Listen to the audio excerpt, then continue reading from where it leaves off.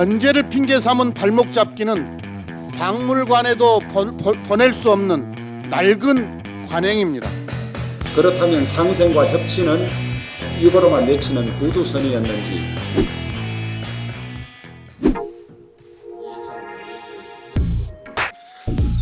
어제 저는 기자간담회를 갖고 국회법에 따라 6월 5일에 국회 문을 열고 의장단을 선출하겠다고 말씀드렸습니다.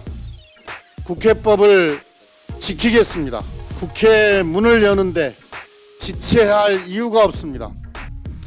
그래서 민주당은 내일 의원총회를 열고 일하는 국회에 동의하는 제 정당들과 함께 임시의 소집 요구서를 제출할 것입니다. 21대 국회가 임기가 개시되었음에도 또다시 과거에 일하지 않는 국회, 법을 지키지 않는 국회, 이런 국회가 재연되는 것을 민주당은 더 이상 용납하지 않겠습니다. 미래통합당은 견제론을 내세우며 국회 개원에 응하지 않고 있습니다. 국회가 일을 하지 않으면서 행정부를 견제한다는 것은 어불성설입니다. 국회가 제대로 일할 때 행정부에 대한 견제도 이루어집니다.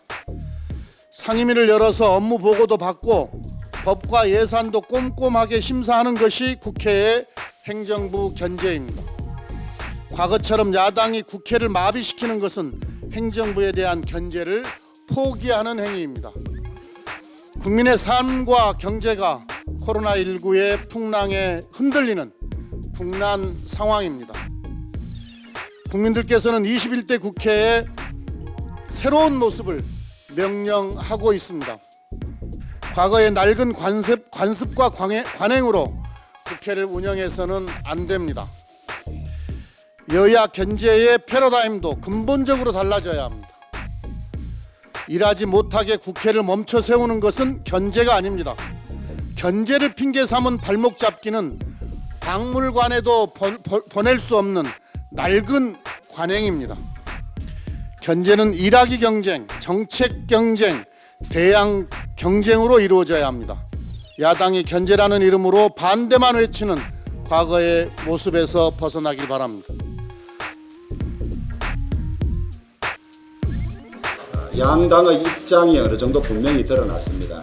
저희들은 의원 비율에 따라서 18개 상임위를 11대 7 비율로 나누어서 상임위원장을 선출해야 한다고 이야기를 했고, 그 점에 관해서 민주당에서는 강하게 반박이 없었습니다. 그래서 저희들은 11대 7 비율은 어느 정도 받아들이는 걸로 그렇게 판단을 했고요.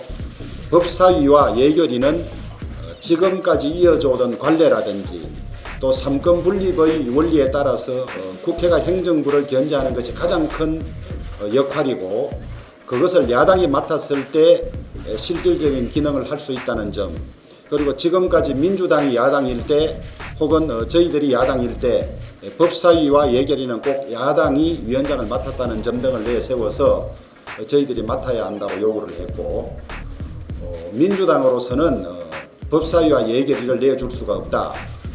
지금은 177석으로서 168석이 넘으면 전상임위를 모두 민주당이 다수이기 때문에 기존과는 다르다는 주장을 펴면서 전상임위를 다 가지고 갈 수 있다는 말씀은 하지 않으면서 법사위 예결위는 내줄 수 없다고 그렇게 주장을 했습니다. 그러면서 법에 규정된 6월 5일 개원일을 지켜달라고 요구했고, 합의되지 않으면 일방적으로 할 수 있다는 뜻을 밝혔습니다. 개원 협상은 국회의장단뿐만 아니라 상임위원장 대본까지 다 끝난 이후에 해왔던 것이 지금까지의 관례이기 때문에 의장만 먼저 선출하는 일방적인 국회에는 동의할 수 없다는 점을 분명히 밝혔습니다. 그래서 원구성에 관한 전체가 일괄 타결이 된 다음에야 첫 회의를 열어서 의장단을 선출하겠다고 알렸고, 민주당이 국회법을 내세워서 법대로 하자고 주장하는 것은 다수의 힘으로 소위 인해 전술로서 일방적으로 하겠다는 그런 의사를 비친 것으로밖에 볼 수가 없고, 그렇다면 상생과 협치는 입으로만 내치는 구두선이었는지 구두선이 아니었는가, 국가적으로 위기에 상생 협치로 국정과제를 하나하나 신속히 처리해도 부족할 판에 일방적으로 밀어붙이면 그 책임은 전적으로 민주당에 있고 그 후유증은 고스란히 국민들에게 돌아간다는 말씀을 드립니다.